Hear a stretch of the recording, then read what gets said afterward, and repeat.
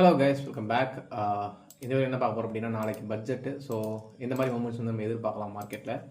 And Reliance HDFC பேங்கோட வியூவும் பார்த்துடலாம். Because நம்மளுக்கு கொஞ்சம் அக்யூரஸிக்கே கொஞ்சம் யூஸ்ஃபுல்லாக இருக்கும். ஸோ எஸ்டர்டே வீடியோ நம்ம போஸ்ட் பண்ணியிருந்தோம். அதில் சொன்ன மாதிரி நான் வந்துட்டு 23,000 அபவ் 300 அபவ் மேலே க்ளோஸ் ஆச்சு 1 ஹவரில் அப்படின்னா நம்ம வந்துட்டு பையிங் வந்து போகலாம் அப்படின்ற மாதிரி நான் சொல்லியிருந்தேன். அண்ட் 23,300 அபவ் மார்க்கெட் க்ளோஸ் ஆனதுக்கப்புறம் கூட நான் வந்து ஃபேக் அவுட் அப்படின்னு ஒரு இண்டிகேஷன் கொடுத்துருந்தேன். ரீசன் இருக்குது. அதே சமயம் வீக்லியில் பார்த்தீங்க அப்படின்னா, இப்போ நம்மளுக்கு வந்து வீக்லியில் ஒரு ரீட்ரேஸ்மெண்ட் மாதிரி மேலே போகிற மாதிரி தெரியுது. ஸோ இந்த ஜோன் பார்த்தீங்கன்னா நமக்கு ஒரு மேஜர் ரெசிஸ்டன்ஸ் ஜோன். ஸோ இங்கே போய் நமக்கு ரீட்ரேஸ்மெண்ட் கொடுக்குற மாதிரி தெரியுது. அண்ட் அதே மாதிரி இந்த 1 ஹவர் பிரேக் அவுட்டும் நம்மளுக்கு பெரிய எஃபிஷியண்ட்டாக இல்லை. ஸோ இங்கே பார்த்தீங்கன்னா தெரியும், இந்த பிரேக் அவுட் வந்து கம்ப்ளீட்டாக ஒரு செல்லிங் ப்ரெஷரில் தான் நம்மளுக்கு முடிஞ்சிருக்கு. ஸோ அதனால் நான் இதை கன்சிடர் பண்ணலை.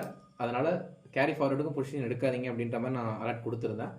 ஸோ ஓவரால் இப்போதைக்கு நிஃப்டியோட வியூ என்ன அப்படின்னா தெரியல அப்படின்னு தான் சொல்லணும். ஏன்னா லைக் இப்போ ரெசிஸ்டன்ஸாக போய் மாதிரி நின்றுட்டு இருக்கு. அகைன் இப்போ இங்கேருந்து ரேலி கண்டினியூ ஆகுமா அப்படின்னு கொஞ்சம் வெயிட் பண்ணி தான் பார்க்கணும். பிகாஸ் வந்து இது அகைன் வந்து இந்த ஜோனுக்கு மேலே ட்ரேட் ஆக ஆரம்பிச்சது அப்படின்னா, அதாவது இந்த 23,600 அபவ் நாளைக்கு வந்து 23,600 மேஜர் ஒரு மேஜிக் ஃபிகராக இருக்கும். ஸோ 23,600 அபவ் நாளைக்கு ட்ரேட் ஆக ஆரம்பிச்சதுன்னா கண்டிப்பாக அந்த ரேலி கண்டினியூ ஆகும். அப்படி இல்லை 23,600 பிலோவே ட்ரேட் ஆக ஆரம்பிக்குதுன்னா செல்லிங் ப்ரெஷர் வரதுக்கான வாய்ப்பு இருக்குது. டார்கெட் வந்து எது வரைக்கும்னா இன்னைக்கு பிரேக் ஆச்சுல இந்த லெவல் வரைக்கும் வரலாம். 23,300 வரைக்கும் வரதுக்கான சான்சஸ் இருக்கும். ஸோ இந்த லெவல் தான் நாளைக்கு வந்து ஒரு கேம் பிளேயிங் லெவலாக இருக்கும் அப்படின்னு நான் எதிர்பார்க்குறேன். அண்ட் அதுக்கான காரணம் பேங்க் நிஃப்டியும் கூட. ஸோ பேங்க் நிஃப்டி ஏன்னா நம்ம கொடுத்த லெவலில் பிரேக் ஆகலை. ஓகே, ஸோ இந்த லெவல்ஸ்குள்ளே தான் நாளைக்கு மார்க்கெட் இருக்கும் அப்படின்னு எதிர்பார்க்குறேன். இதில் எந்த பக்கம் கீழேயும் மேலேயும் பிரேக் ஆனிச்சுன்னா மார்க்கெட் ஒரு பெரிய மொமெண்டம் வந்து வெயிட்டிங்கில் இருக்குது. ஸோ ஒன்ஸ் நமக்கு 23,600 அபவ் போனாலும் ஒரு 300-400 பாயிண்ட் எதிர்பார்க்கலாம் சைடில். 23,300 பிலோ வந்தாலும் ஒரு 300-500 பாயிண்ட் வரைக்கும் டவுன்ஃபாலில் எதிர்பார்க்கலாம். அதிகமாக பொட்டென்ஷியல் டார்கெட் வந்து கீழே தான் இருக்கும், மேலே இருக்காது. ஏன்னா நம்மளுக்கு வீக்லி ட்ரெண்ட் வந்து செல்லிங்கில் இருக்கிறதுனால பொட்டென்ஷியல் டவுன் ட்ரெண்ட் டவுன் சைடில் தான் இருக்கும், அப் சைடில் இருக்கிறதுக்கான வாய்ப்பு இல்லை. 23,600 அபவ் போனாலும் பெரிய லெவல் ஆஃப் பையிங் எதிர்பார்க்க முடியாது. ஒருவேளை மார்க்கெட் 23,300 பிலோ வந்ததுன்னா பெரிய லெவல் ஆஃப் செல்லிங் எதிர்பார்க்கலாம். ஸோ இதை கொஞ்சம் உங்களுக்கு புரியணும்னா நீங்கள் ஹையர் டைம் ஃப்ரேம் வந்து பார்த்தா உங்களுக்கு புரியும். அண்ட் பேங்க் நிஃப்டி வந்துடும். பேங்க் நிஃப்டி ஸோ நேற்று இதை சொன்ன மாதிரி தான். பேங்க் நிஃப்டி கிளியராக பார்த்தீங்கன்னா உங்களுக்கு ப்ரீவியஸ் ஹையை பிரேக் பண்ண முடியாமல் நம்மளுக்கு இதுக்கிட்ட தான் மாதிரி க்ளோஸ் ஆகிருக்கு. அண்ட் இதுவும் அதே மாதிரி நம்மளுக்கு வீக்லியில் நம்மளுக்கு பார்த்தீங்கன்னா நம்மளுக்கு இப்போ மேஜர் ரெசிஸ்டன்ஸ் கீழே தான் ட்ரேட் ஆகிட்டு இருக்கு மார்க்கெட்டு. ஸோ அதுதான் பிரச்சனையே. இப்போ இதுக்கு ஒரு வேளை இப்போ நம்மளுக்கு மார்க்கெட் 15,200 அபவ் இருந்துச்சுன்னா நம்ம வந்து இந்த இதில் பையிங்னு கிளியராக சொல்லிடலாம். இந்த இடத்துல இந்த டபுள் பாட்டம் வந்து கொடுக்குறத மட்டும் வச்சு இந்த இடத்துல பார்த்தீங்கன்னா டபுள் பாட்டம் இருக்குது. ஸோ இந்த டபுள் பாட்டமை மட்டும் வச்சு நம்ம வந்து இந்த இடத்துல வந்துட்டு பை ஆகிடும் மார்க்கெட் அப்படின்னு சொல்ல முடியாது. ஒருவேளை நாளைக்கு மார்க்கெட் பிரேக் ஆச்சுன்னா அகைன் நம்மளுக்கு இது வரைக்கும் போகலாம். டபுள் பாட்டம் ஒருவேளை நாளைக்கு பிரேக் ஆனாலும் நம்மளுக்கு வந்து எது வரைக்கும் எதிர்பார்க்கலாம் அப்படின்னா இந்த 15,200 இருக்கு வரைக்கும் எதிர்பார்க்கலாம். 15,200 வந்து நாளைக்கு ஒரு நிஃப்டி கொடுத்தனா ஒரு லெவல். அதே மாதிரி 15,200 நாளைக்கு ஒரு மேஜிக் ஃபிகராக இருக்கும் கண்டிப்பாக. ஸோ 15,200 அபவ் போனுச்சுன்னா மட்டும்தான் நம்ம பையிங் வந்து பெரிய லெவலில் எதிர்பார்க்கலாம். பிலோ 15,200 இருக்கிற வரைக்கும் மார்க்கெட் கீழே வரதுக்கான வாய்ப்புகள் தான் அதிகம். ஸோ நிஃப்டியோட பேங்க் நிஃப்டி கொஞ்சம் ஃபர்தராக வீக்னஸ் இருக்குது.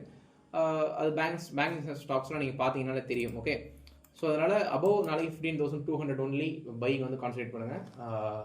மேலே போகிறதுக்கான வாய்ப்பு இருக்கும். அப்படி இல்லைனா 15,200 கீழே இருக்கிற வரைக்கும் செல்லிங்கில் இருக்கிறது தான் பெட்டர். அண்ட் இப்போ நான் நிஃப்டியில் சொன்னதான் இதுலேயும் சொல்கிறேன். பொட்டென்ஷியல் டவுன் சைட் கீழே தான் அதிகம்.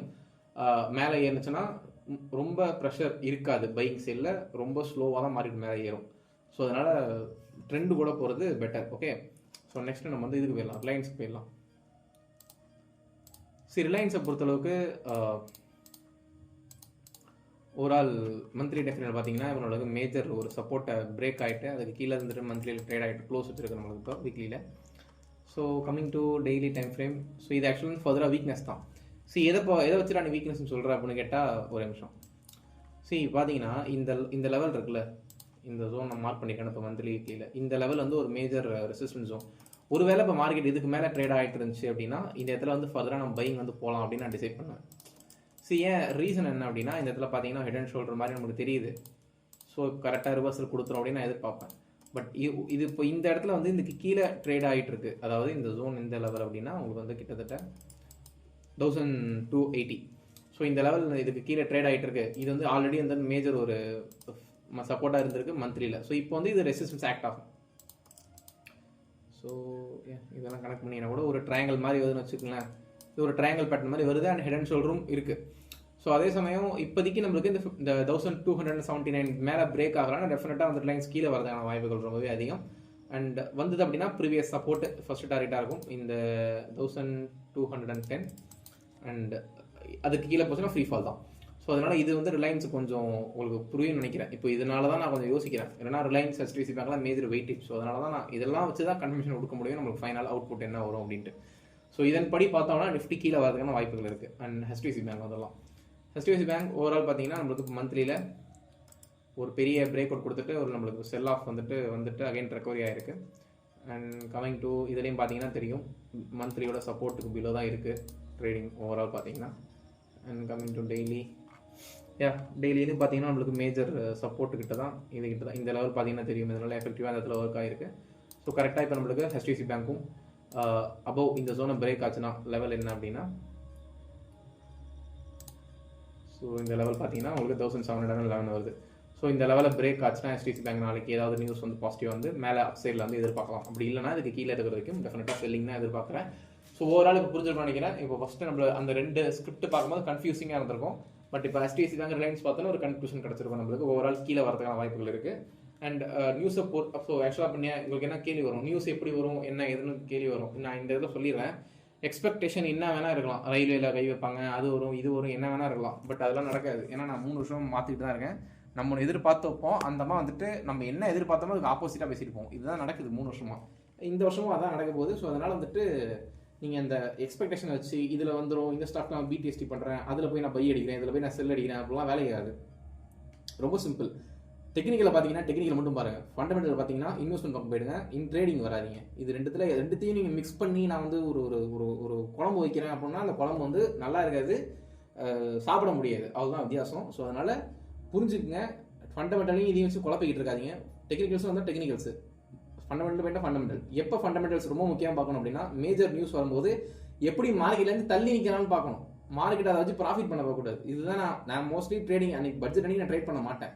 அதையும் நான் ட்ரேட் பண்ணுறேன் அப்படின்னா அது ஏதாவது ஒரு என்ன சொல்கிறது அதிசயமாக இருக்கும். அன்றைக்கி ஏதாவது பெரிய மட்டம் வர வாய்ப்புகள் அது மாதிரி ஏதாவது இருந்தால் தான் நான் பண்ணுவேன். இல்லைனா நான் ட்ரேடிங்கே மோஸ்ட்லி இந்தியன் மார்க்கெட்டில் பண்ண மாட்டேன்.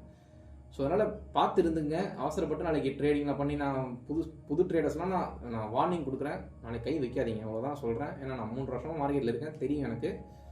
கை வச்சு தேவையில்லாமல் இருக்க கேபிட்டல் வாஷ் அவுட் பண்ணிவிட்டு வந்து அழுவாதீங்க. ஸோ அதனால் பார்த்துருங்க. இப்போ இந்த அனாலிசிஸ் கொடுக்குறதே எனக்கு விருப்பம் இல்லை. ஏன்னா நாளைக்கு ஒரு நாள் அது ஒன்றும் லைக் நாளைக்கு ஒரு நாளில் பண்ணுற ப்ராஃபிட் தான் மார்க்கெட்டில் ஒன்றும் நம்ம டிசைட் பண்ண போகிறதுன்னு கிடையாது.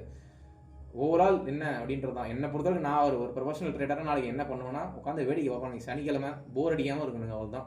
மற்றபடி நாளைக்கு ஒன்றும் வந்துட்டு எனக்கு இதனால எதுவுமே கிடையாது.